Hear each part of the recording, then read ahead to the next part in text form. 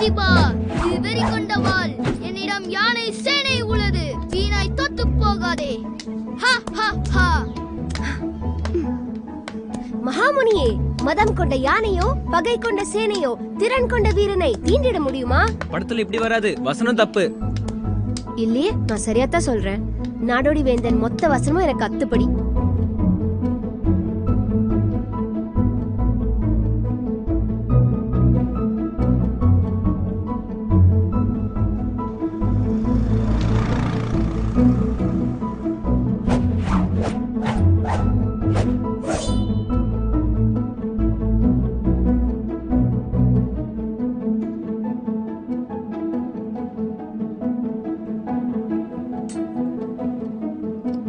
Madam,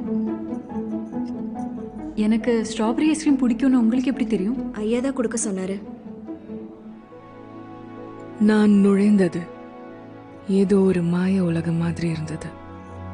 ஒரு விஷயத்தையும் தவற விடல. வேடிக்கை என்னன்னா, சின்ன விஷயம்தான் பெரிய பாதிப்பை தரும். ஓகே.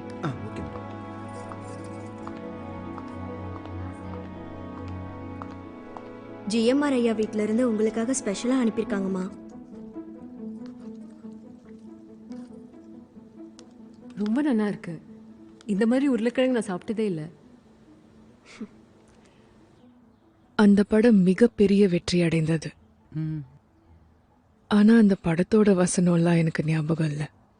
எது நல்லா ஞாபகம் இருக்குன்னா, தினமும் அடுத்த 20 நாளைக்கு அங்க ஷூட்டிங் இருந்தா என் தட்டுக்கு உருளைக்கிழங்கு கறி காலையிலையோ மத்தியானமோ இல்ல டின்னருக்கோ வந்திருக்கும். வெறுத்து போச்சா தினமும் அதே சாப்பிட்டு? தினமும் ஒருத்தர் என்னை பத்தி நினைக்கிறது எப்படி வெறுத்து போகும்? இந்த இடத்துல இந்த வசனம் தவிர 3-4 வசனம் எழுதி என்னாச்சு? இந்த சீன்ல ஹீரோ மணிமாறன் வந்து தன் நாட்டுக்காக போர் செய்ய ஹீரோயின் தென்றலோட தீவை விட்டு கிளம்புறாரு. தென்றல் அவங்க நாட்டு படையும் யுத்தத்துக்கு பயன்படுத்த சொல்லி கேட்கறாங்க. அதை ஹீரோ மறுக்க. காதலிக்கிற பொண்ணு அடுத்த நாட்டு படையை சேர்ந்தவன்னு சொன்னா அது சரி வராது. அந்த காதல் காட்சி மக்களுக்கு திருப்தியா இருக்காது. அடுத்த சீன்ல மழை இருக்குன்னு சொன்னாங்க, தெரியுமா? பாத்துக்கோ. சரி, நஞ்சானா இவ முடிய இதே மாதிரி செட் பண்றதுக்கு 1 மணி நேரம் மேல ஆகும். சக்தி, நான் பாத்துக்கிறேம்மா. வேணும்னு இல்லை, விடு. இதுதான் சேஞ்ச் பண்ணு. இங்க இருந்து இது வரைக்கும். இதுவரை மொத்தமா மாத்திடலாமா சார்? ஆமா. சரி சார். நான் ஒன்று சொல்லலாமா? சொல் சக்தி.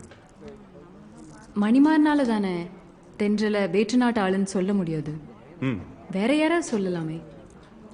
மணிமாறனுக்கு வலது கையா இருக்கிற அழகுன்னு சொல்லலாமே. விஷயத்த ஆடியன்ஸ்க்கு சொன்ன மாதிரி இருக்கும், ஆனா நீங்க சொன்ன மாதிரி இருக்காது. டைரக்டர் சார், பிரமாதம் sir. Brilliant idea madam. Thank you. அப்படியே பண்ணிடலாம்.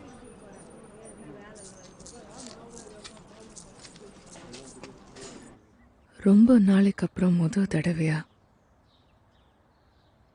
என் புத்திசாலித்தனத்துக்காக நான் தண்டிக்கப்படலை. எனக்கு மூளை இருக்குன்றதுக்காக மன்னிப்பு கேட்க வேண்டிய அவசியம் இல்லாம இருந்துச்சு. பார்க்க போனா அதுக்காக மதிக்கப்பட்டேன்.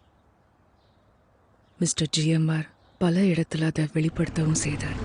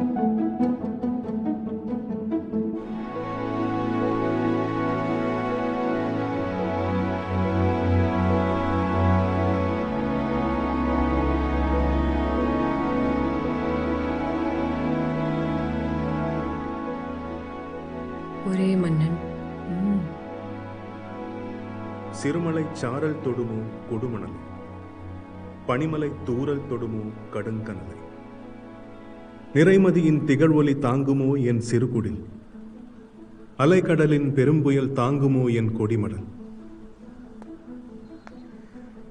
உலகிற்கு ஒளியூட்டும் சூரியன் திரையிலிருந்து வெளியே வந்தது. இல்ல இருட்ட ரசிக்கிறீங்க போல. சித்திரத்தை அழகுபடுத்தும் நிழல் கோடு போல உன் கண்ணின் கடைக்கூட்டில், கனி இதழின் ஓரத்தில், கண்ணத்து செருவுகளில் ஒளிந்து கொண்டிருக்கும் இருளை நான் ரசிக்கிறேன். ஜீவா, ஜீவரேகா படம் தானே?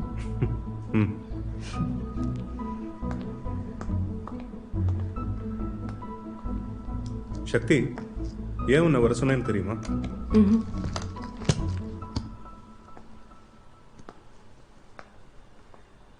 இதுதான் நம்ம எடுத்துட்டு இருக்கிற படத்தோட ஸ்கிரிப்ட்.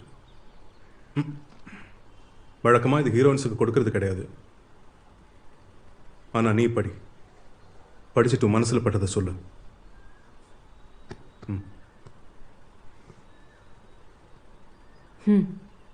சரி சார், நீங்க இன்னிலிருந்தே சக்தி, புது டிரைவர் வேலைக்கு வச்சிருக்கேன். பேரு சையத். எங்க அப்பாவுக்கு தெரிஞ்சவர், பாண்டியிலேருந்து வந்திருக்காரு. இவர் தான் இனிமே உன்னை எல்லா இடத்துக்கும் கூட்டிட்டு போவார். ஓ, வணக்கம். பொண்ணு நல்லா பார்த்து. செகுவேரா கதையை நாமே படமா எடுக்கக்கூடாது. அவரோட கதையை இதுக்குள்ள கொண்டு வாங்க. சண்முகம் சார், மக்களுக்கு பிடிச்ச கருத்துள்ள கதையா மாத்துங்க. கவிஞரே, பாடல் வரிகள் நல்ல வீரியமா இருக்கணும். சக்தி வா.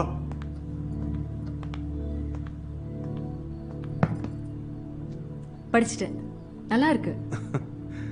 அந்த வசனத்துக்கெல்லாம் பாராட்டுக்குரியவர் இவர்தான், சண்முகம். வணக்கம்மா. நல்லா இருக்கு. கிளைமேக்ஸ்ல அந்த ராஜா கேரக்டர் அவரோட மகுடத்தை உங்களுக்கு சூட்டி உங்களை ராஜாவாக்கிடுறாரு. ஆமா, நான் சொன்னல சார், மக்களுக்கு இந்த சீன் பிடிக்கும்னு.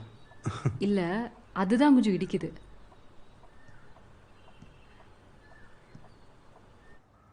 ஜிஎம்ஆரை மறுக்கவே முடியலனாலும் அவரும் என்னை மறுக்க மாட்டார் என்பதில் எனக்கு ரொம்பவே பெருமையா இருந்துச்சு.